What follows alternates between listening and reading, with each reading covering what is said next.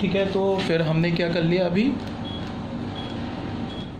अभी हमने क्या कर लिया, प्रॉपर्टी 1 डिस्कस कर लिया, यूनिकनेस ऑफ इनवर्स। ठीक है, तो ये था हमारा 113।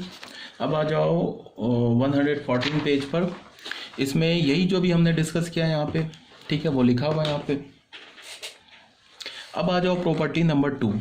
ये जो प्रॉपर्टी है ना, ये इम्पॉर्टेंट है बच्चे बोर्ड के लिए। क्या बोल रहा हूँ, BOARD वाला बोर्ड, ठीक है, प्लाई बोर्ड नहीं, BOARD वाला बोर्ड, उसके लिए इम्पॉर्टेंट है, सॉरी, तो उसके लिए इम्पॉर्टेंट है। तो इसको रट जाओ, ये JK बोर्ड में आएगा, CBSE बोर्ड में आएगा। ठीक है, तुम JK बोर्ड से हो तो रट जाओ प्रॉपर्टी को, A inverse is equal to 1 upon determinant A into adjoint A। ठीक है, तो इसका प्रूफ बहुत सिंपल है। प्रूफ क्या सिंपल है वो देख लो। A is a square matrix, invertible matrix, ये प्रॉपर्टी नंबर 2 है।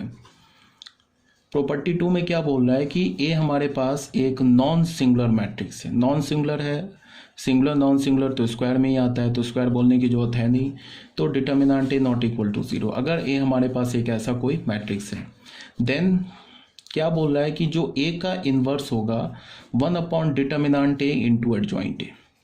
अब एक बात याद रखो कि इसको तो तुम्हें रट जाना है, लिख देता हूँ, बोर्ड के लिए इम्पॉर्टेंट है, इम्पॉर्टेंट नहीं है, महा इम्पॉर्टेंट है।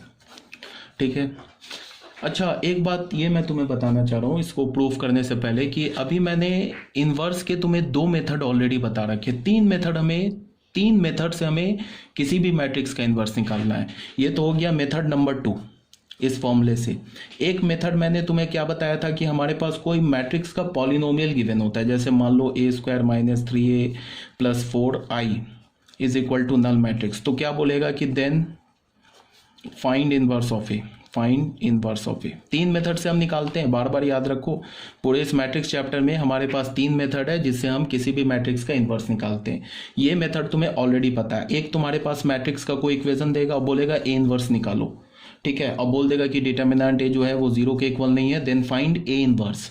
ठीक है, या इस क्वेश्चन को ऐसे बोलेगा कि कोई एक नॉन सिंगुलर मैट्रिक्स दे देगा, सॉरी नॉन सिंगुलर मैट्रिक्स ऐसे कुछ दे देगा 1 2 3 4, ठीक है, 2 बाई 2 ऑर्डर का, और बोलेगा कि ये जो नॉन सिंगुलर मैट्रिक्स है, पहले ऐसे क्वेश्चन तुम ऑलरेडी कर चुके हो। पहले क्या बोलेगा कि एक मैट्रिक्स दे देगा और बोलेगा कि show that this matrix satisfy this equation, तो वो तो आता है, ए पुट करो, नल मैट्रिक्स के इक्वल आ जाएगा। मैंने रैंडमली मैट्रिक्स ले लिया है, हो सके तुम इस मैट्रिक्स को यहाँ पुट करोगे तो ये नल मैट्रिक्स के इक्वल नहीं आएगा, रैंडम मैं तुम्हें समझाने के लिए बता रहा हूँ। तो क्वेश्चन कैसे आता है कि show that this matrix A satisfy this equation and hence find A inverse. इसमें मैंने अपने 2-3 साल का मैं एक्सपीरियंस बता रहा हूँ, बच्चों को मैंने कई बार बोला है कि वो क्या करते हैं कि इस क्वेश्चन को कैसे सॉल्व करेंगे। वो तो ए को ले जाके इसमें सेटिस्फाई करा के दिखा देंगे कि नल मैट्रिक्स है, ये तो वो दिखा देंगे। अब जो वो इन्वर्स निकालेंगे वो इस फॉर्मूले से निकाल लेंगे, तो बच्चे गलत हो जाएगा। क्वेश्चन में क्या पूछ रहा है, क्वेश्चन ये बोल रहा है कि show that this matrix satisfy this equation and hence find the equation, find the inverse. उसका मतलब क्या है कि जो हमें इनवर्स निकालना है ना, वो इस फॉर्मूले से नहीं निकालना है, हमें इनवर्स इसी इक्वेशन से निकालना है। ये बात तुम्हें समझ में आनी चाहिए। तो इनवर्स कैसे निकालोगे, बहुत आसान सा, ए को क्या कर दिया 3a प्लस 4i कर दिया, फिर ए इनवर्स से प्री मल्टीप्लाई कर दिया, ए इनवर्स ए स्क्वायर क्या हो जाएगा ये 3a इनवर्स इंटू ए, ये क्या हो जाएगा प्लस 4a इनवर्स इंटू आई, ये क्या हो जाएगा 3i हो जाएगा, ये क्या हो जाएगा 4a इनवर्स हो जाएगा, ए के इसमें मिला दोगे तो i बन जाएगा, तो ये a हो जाएगा। तो यहाँ से हमें क्या हो गया 4a inverse is equal to a minus 3i। तो यहाँ से हमें a इनवर्स क्या मिल गया 1/4 3 minus sorry a minus 3i। तो a इनवर्स हमें क्या मिला 1/4 a माइनस 3i। अब इसमें क्या करो, क्या यहाँ 1/4 लिखो, यहाँ एक 2/2 ऑर्डर का जो मैट्रिक्स गिवन है वो लिखो, -3 लिखो, या एक आइडेंटिटी मैट्रिक्स लिख लो 2/2 ऑर्डर का, इसको कैलकुलेट कर लो तो ये a इनवर्स आ जाएगा। तो मैंने क्या बोला कि ये जो हमारा है मेथड नंबर 1 है, जो तुम ऑलरेडी जानते हो। अभी मैं क्या बता रहा हूँ कि इस पूरे मैट्रिक्स चैप्टर में हम 3 मेथड से इनवर्स निकालेंगे, ठीक है। एक तो ये मेथड नंबर 1, ठीक है। दूसरा मेथड नंबर 2 यह फॉर्मूला। तीसरा मेथड जो होता है वो हम करते हैं बाय एलिमेंट्री ट्रांसफॉर्मेशन। वो क्या चीज़ है वो तुम्हें इसी चैप्टर में पढ़ाया जाएगा। तो 3 मेथड से इन्वर्स निकालने के लिए दिया जाएगा। अब क्वेश्चन में क्लियरली मेंशन होगा, क्लियर बोलेगा वो। अगर वो बोले कि कोई एक मैट्रिक्स दे दे और बोले कि फाइंड ए इन्वर्स, तब तो तुम्हारे पास आज़ादी है, चाहो तो तुम इस फॉर्मूले से निकाल लो। अगर तुम्हारे पास मैट्रिक्स इक्वेशन नहीं गिवन है तो तुम ये फॉर्मूला यूज़ कर लो, या तो तुम एलिमेंट्री रो कॉलम ट्रांसफॉर्मेशन से इन्वर्स निकाल लो। ये क्या चीज़ है ये तुम्हें पढ़ाया जाएगा। ठीक है। अगर वो क्वेश्चन में बोल रहा है कि proof that this matrix A satisfy this equation and hence find A inverse, तब तो तुम्हें करना क्या होगा कि पहले तो ये दिखाना होगा कि ये मैट्रिक्स इस मैट्रिक्स इक्वेशन को सेटिस्फाई कर रहा है। उसके बाद तुम्हें ऐसे ही इनवर्स निकालना होगा। कोई दूसरा मेथड अगर तुमने ये फॉर्मूला लगा दिया ना बच्चे, ये सीधे कैंसिल हो जाएगा, 0 मार्क्स आ जाएगा ये फॉर्मूला लगा दिया तो। ठीक है। तो पहले ये इसको तुम दिखाओ सेटिस्फाई कर रहा है, फिर ऐसे करके इनवर्स निकालो। अगर तुम्हें कोई मैट्रिक्स दे रखा है और सीधे बोले फाइंड ए इनवर्स, तो ये फॉर्मूला लगा दो।